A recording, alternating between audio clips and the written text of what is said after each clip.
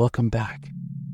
Get comfortable and get ready to hear some eerie tales from people who have witnessed things they can't easily forget. In tonight's video, we're delving into the eerie side of the nursing profession. Nurses frequently witness things no one else does, standing between life and death every day, but occasionally they encounter the inexplicable events that transcend medicine and science. These are real accounts from nurses who encountered the supernatural in hospital rooms during late-night shifts and in patients' final moments. First story. I work in the hospital's third-floor labor and delivery department, and the intensive care unit is located just below us on the second floor. One day, a 47-year-old pregnant woman named Joanne came in. She didn't look cheerful and didn't smile when I asked her name, but after 4 or 5 tries, she eventually answered it, Joanne. Joanne had black circles under her eyes, as if she hadn't slept for a long time, and she preferred to sleep in her chair rather than lie in bed. I was a bit worried about her and her baby, hoping everything was okay with them when I checked Joanne's history and noted that she had a background of paranoia, depression, and hallucinations. No wonder she seemed to be suffering mentally. I told her I'd be back with a needle to start enforing her arm. She asked what the 4 was for, and I explained it was to give her medicine directly into her vein. She nodded and said okay. When I returned, Joanne was sitting in the chair with her head down, snoring. I gently woke her up and told her I needed her arm to start the 4. She gave me her left arm and put her head back down, her hair covering her face. As I was inserting the 4, she suddenly said, the hospital is a gateway for life and death. Below us is the ICU where people die. Here is where people give birth to new life. Her words gave me goosebumps for some reasons. After I finished with the 4, she looked up and asked, if it's between me and my baby, who would you save? I was taken aback and asked her why she'd asked such a question. She repeated more intensely, listen, you beach between me and my baby, who would you save? She was acting frightening, and I was a little upset that she had insulted me, so I told her that I would choose the baby.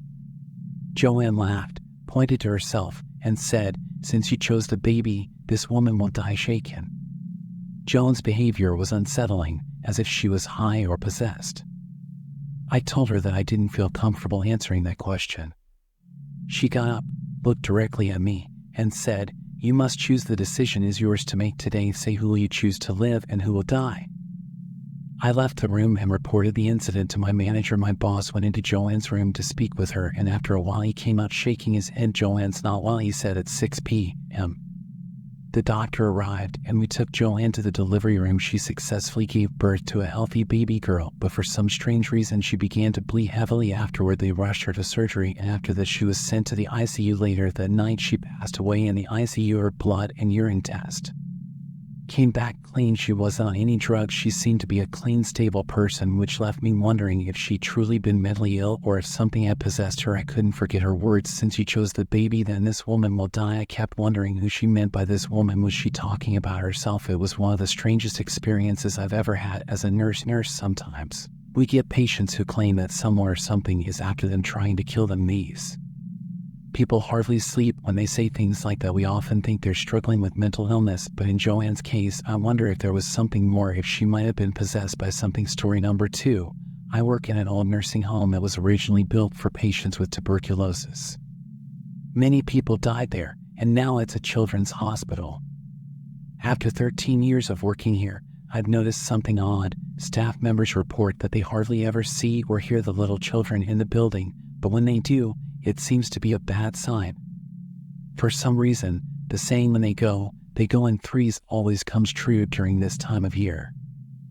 I was working the night shift at the time, and once again there were no sounds of children laughing. It was eerily quiet. This man was here for physical therapy after knee surgery and was placed in room 7. Even during his 4-day stay he would complain every night about seeing a tall, skinny girl with long fingernails who kept pinching him. He asked to switch rooms, but unfortunately all the rooms were full. We had nowhere else for him to go at night. He insisted that we leave the door open, keep the hallway light on, and even leave the light on in his room. Yet despite all this, he still complained about a dark, tall girl with long fingernails pinching him. On the 4th night, he was uncharacteristically quiet. There were no complaints. At midnight, my CNA went to check on him and found him lying in bed with his eyes wide open, foaming at the mouth. We called an ambulance and another nurse, and I went into his room to assist him and give him oxygen. We noticed nickel-sized bruises all over his body, as if Someone had been pinching him. When the ambulance arrived, they took him to the hospital. They found fragments of the man's own skin under his fingernails. It turned out he had been scratching and pinching himself. Later, an investigation was conducted at our facility for possible abuse. After spending 4 weeks in the hospital, he passed away from other health complications. Sometimes I wonder why, when there are no children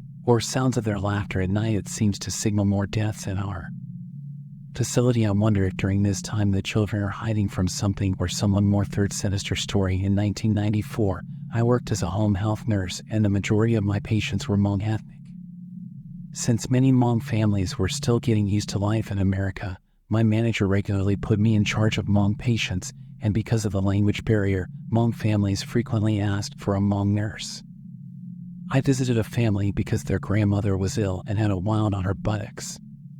She had suffered a stroke 2 years prior, which left her paralyzed from the waist down.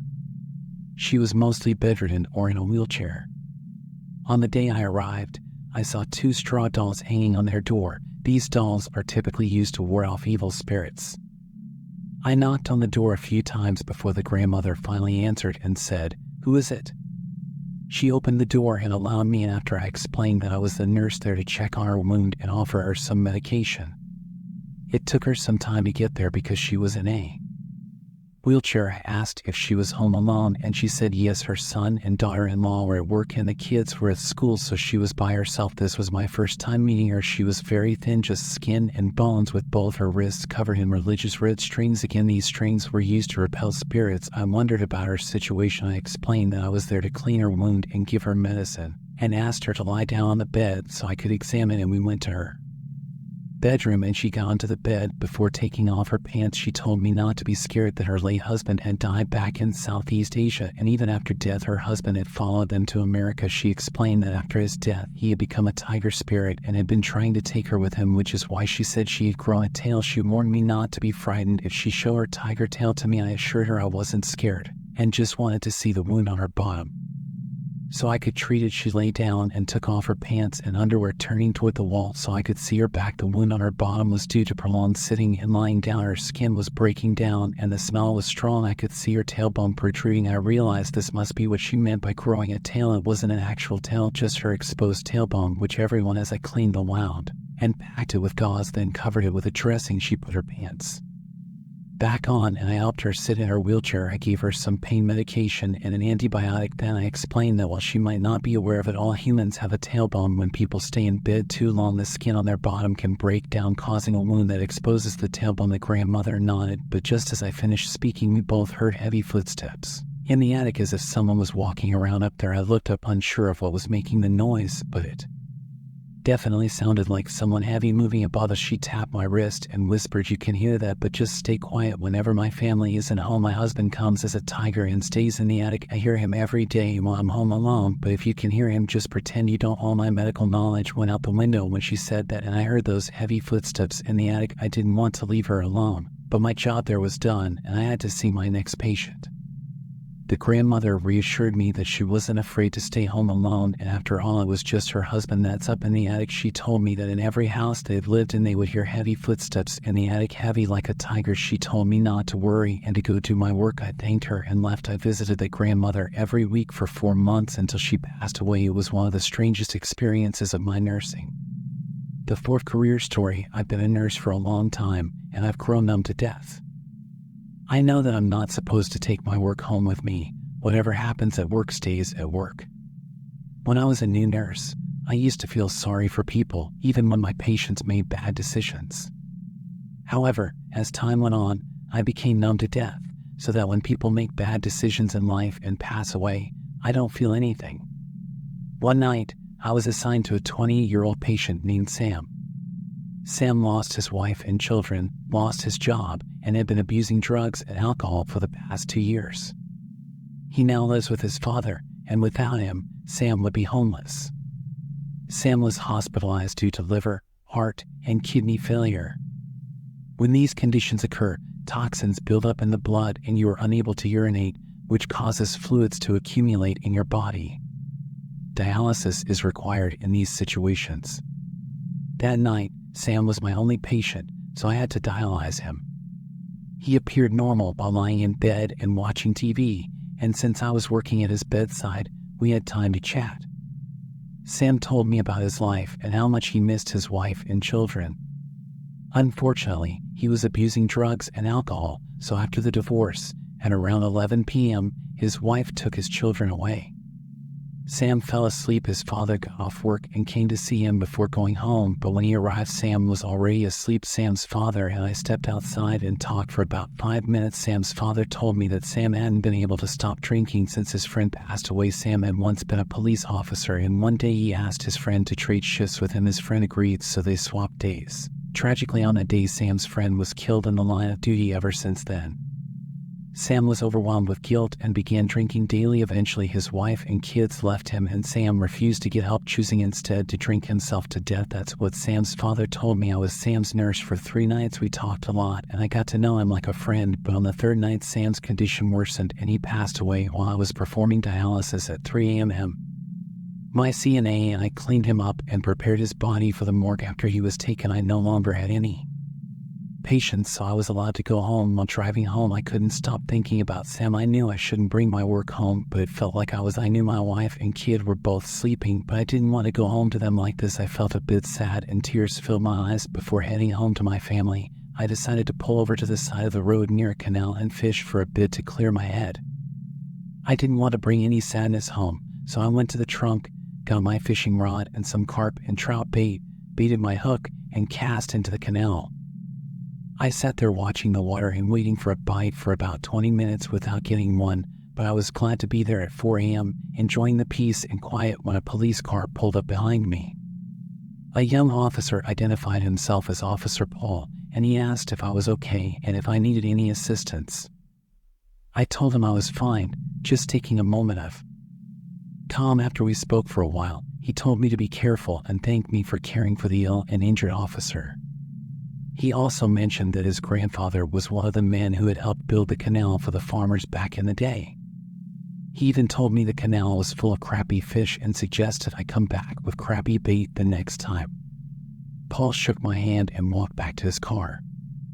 I watched him walk back, but when I looked again, I saw that there was no car behind me. It seemed as though he and his car had just disappeared. I was scared out, not sad. I packed up and drove home to get some rest before my next shift, and the following night, I returned to work at 11 a.m. Sam's father called me after work and asked if I could pick up Sam's laptop from the room where he had passed away. When Sam's father arrived, I gave him the backpack, and he appeared to have just been crying. I offered my condolences, and he patted my shoulder and thanked me for taking good care of his son. I looked in the closet and discovered Sam's backpack with the laptop inside. I then asked him the name of Sam's deceased friend. I felt shivers down my spine when Sam's father responded that his friend's name was Paul, Officer Paul. Sam's father thanked me once more and departed. Story number 5. I'm not sure why, but ever since my brother Che moved in with my mother and me, she wanted him to be covered by our life insurance policy as well. It was very costly because of his health problems. He is older than me, 38, divorced, depressed, obese, has high blood pressure, and has diabetes. If he helped out and got a job, things would be so much better, but instead he stays in his room playing video games and drinking beer, which doesn't help his blood pressure or diabetes. Then, in 2020, when I worked at the hospital, I saw that persons with high blood pressure, diabetes, and obesity were frequently the ones who died from the virus.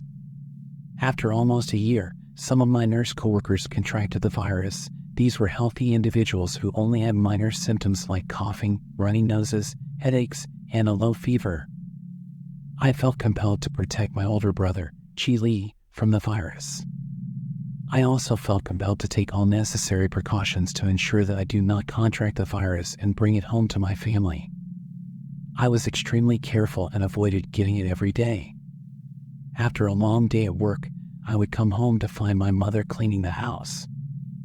I would grab a soda to drink and throw the can in the recycling bin, only to discover that there were numerous beer bottles stacked there. I couldn't understand why I had worked so hard to pay for everything while Jane had just drank himself into worse shape.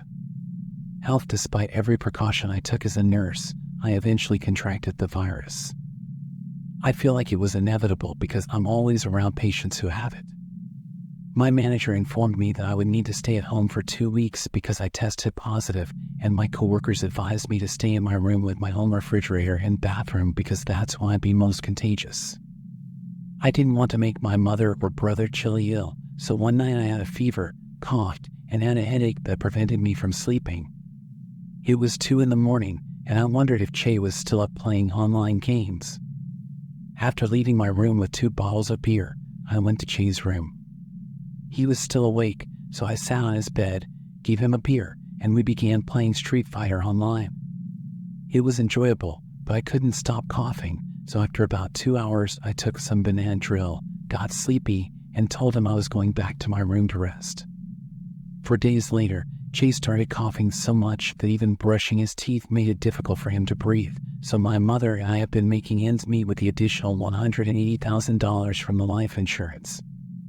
Although Che was my only older brother, my sisters and I adored him, he tragically lost his life to the pandemic in 2023, and I do mourn him.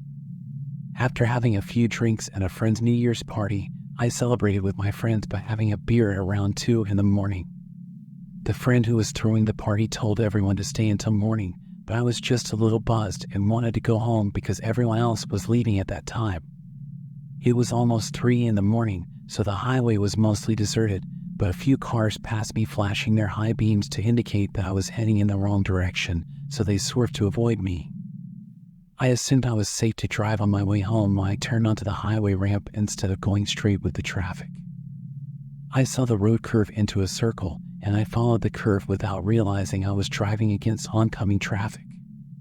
A blue automobile rushed up beside mine, and the guy inside had their interior lights on.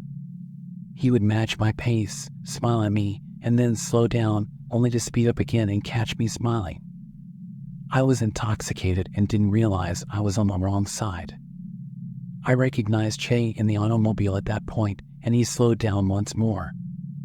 At that moment, I snapped out of my fog, and suddenly 2 trucks were approaching me fast, one in the fast lane and the other in the slow lane honking at me. I quickly turned to the left side. My car went up onto the train track and rocks flew everywhere as I braked hard. I stopped, taking a deep breath as my heart raced. I backed down, turned around, and sat for a moment trying to process what had just happened. I knew I was driving drunk, and that if I got caught, I'd be in serious trouble, possibly losing my job. After that, I drove home. Luckily, it was New Year's Eve, and while there were likely a lot of cops out patrolling, I didn't get caught. When I got home, I collapsed on the couch and slept. I didn't dream that night. The next night, though, I had a dream about Che. In the dream, he came to me and said he was leaving for good. He said he was just there to make sure that I'm okay. That night, while I was drunk driving, he told me to take care of myself, reminding me that I'm the youngest and that my mother would need me. I woke up crying. I don't know why, but I started feeling very emotional, and guilt has been eating at me every day since. That's all for this video. Thank you for making all the way through and supporting my stories. Have a fantastic day or evening.